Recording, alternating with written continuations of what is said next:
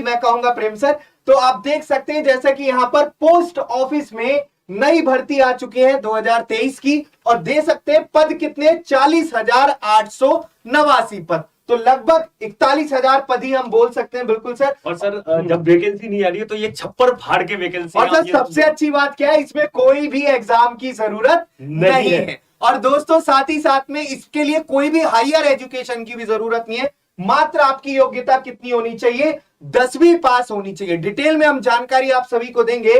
तो यहां पर ब्रांच मैनेजर, डाक सेवक, और यहां पर कोई एग्जाम नहीं है। तो यहां पर हम सारी डिटेल में आपको जानकारी देंगे। सबसे पहले आप बोलेंगे कि इसका कोई ऑफिशियल नोटिस आया, बिल्कुल जी हां, आप देख सकते हैं इंडिया पोस्ट GDS online.gov.in, ये आपकी ऑफिशियल वेबसाइट है। इस पर आप जाएंगे, आपको हम सारी चीजें डिटेल में बताएंगे दोस्तों। तो ये आप देख सकते हैं आज ही ये वैकेंसी आई है 27 जनवरी 2023, और एंड कब तक 16 आपकी फरवरी 2023 तक सारी चीजें आपको बताएंगे। अलग अलग भारत के अलग अलग प्रदेशों में अलग अलग जगहों पर ये वैकेंसी कैसे अप्लाई होगा और कितनी वैकेंसी है अलग अलग आप देख सकते हैं। यहां पर आंध्र प्रदेश, असम, दिल्ली, गुजरात, हरियाणा, हिमाचल प्रदेश, भारत के किसी भी कोने में अगर आप हैं तब आप इस फॉर्म को भर सकते हैं। टोटल वैकेंसी दोस्तों आप यहां पर देख सकते हैं, टोटल वैकेंसी कितनी है, आप सारी चीजें 40,889 वैकेंसी। तो बिल्कुल टाइम वेस्ट ना करते हुए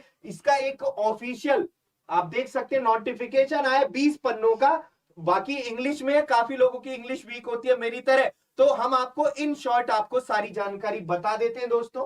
बिल्कुल, तो आप देख सकते हैं यहां पर नोटिफिकेशन ये आज ही आया है 27 जनवरी 2023 को, और आवेदन प्रारंभ करने की जो तिथि है आज ही से आवेदन भी आप कर सकते हैं। 27 जनवरी 2023 आज ही की तारीख से आवेदन आप कर सकते हैं। कैसे आवेदन करेंगे वो भी जानकारी आपको दी जाएगी। अंतिम तिथि क्या है, 16 फरवरी 2023 है। और सबसे बड़ी बात सर, पदों की संख्या बहुत ज्यादा है, क्योंकि इस टाइम जब कोई वैकेंसी नहीं आ रही है, ओनली 10th लेवल पे जब आपने बहुत पहले मेहनत की होगी और आप बम्पर स्कोर लेके आए होंगे, तो वही स्कोर आपके जबरदस्त तरीके से काम आने वाले। 3 अलग अलग पोस्ट है सर, बिल्कुल है ना।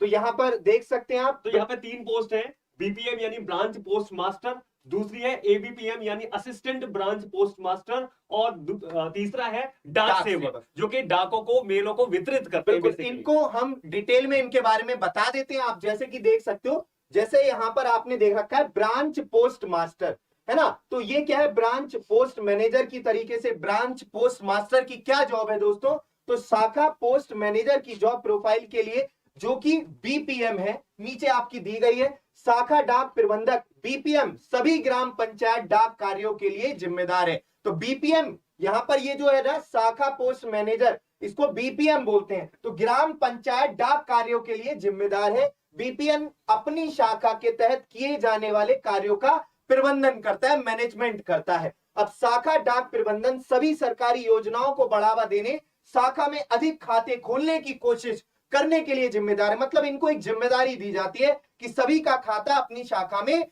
खोलना है दोस्तों। BPM money order, book post, speed post आदि की देखभाल करने के लिए भी जिम्मेदार है। BPM संबंधित व्यक्ति को वितरण का कार्य सौंपता है। मतलब BPM जो होता है वो सौंपता है कार्य को। तो बिल्कुल जितनी भी जैसे कोई आपने लेटर वगैरह लिखा या ऑफिशियल लेटर्स जा रहे हैं या फिर स्पीड पोस्ट जा रही है, तो बेसिकली इनके हाथ में होता है कि सर किसको दिया जाए जिससे वो आपके घरों तक डिलीवरी करवाए। तो मेल डिलीवरी मेन की जॉब जो आप ये यहां पर ये जो देख रहे थे आप, असिस्टेंट ब्रांच पोस्ट मास्टर, इसकी जॉब की प्रोफाइल की अगर हम बात करते हैं तो यहां पर ये सारी चीजें दे रखी हैं। मेन डिलीवरी मैन की मुख्य भूमिका मेल को अंतिम उपयोगकर्ता या जनता को वितरित करना होता है।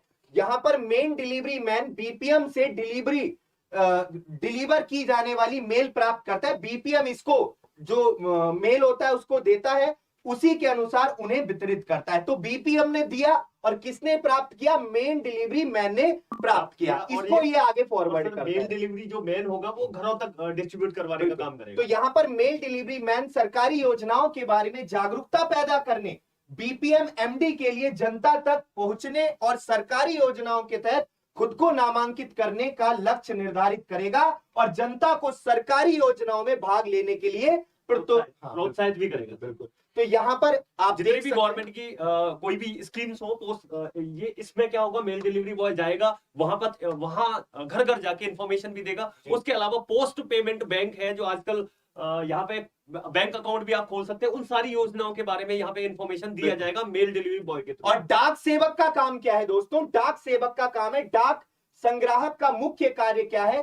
डाक थैलों को खाता, डाक से वही भाई जाहिर सी बात है, जो मेन काम आपका इन्हीं का होता है ना? बेसिकली हाँ जो मेन कि काम जो होता भी है, जो मेल आए डाक हैं, होती डाक आए हैं, उनको कलेक्ट करके घर घर तक वितरित करने का बेसिकली इसका तो काम है। कुछ मामलों में मेल संग्राहक मेल डिलीवर के रूप में भी कार्य करता है। तो एक तरीके से जो डिलीवरी का काम होता है, जो आपके जो कहता नहीं है डाकिया डाक लाया, है ना, तो वो वाला ये काम है। तो दोस्तों ये आपको हमने इन शॉर्ट डिटेल में, अब बहुत बड़ा 20 पन्नों का नोटिफिकेशन था, तो आपको शॉर्ट में हमें जानकारी देनी थी। तो एज मेन मुद्दा है, आयु का, कितने साल वाले फॉर्म भर सकते हैं। तो कम से कम आपकी जो एज होनी चाहिए वो 18 साल के आप होने चाहिए, और अधिकतम आयु कितनी है? 40 साल। एज रिलैक्सेशन भी है, वो भी चीजें हम लोग जानते हैं। अगर आपकी आयु 18 से 40 साल के अंतर्गत है और आपने 10वीं पास किया है तो आप इस फॉर्म को भर सकते हैं।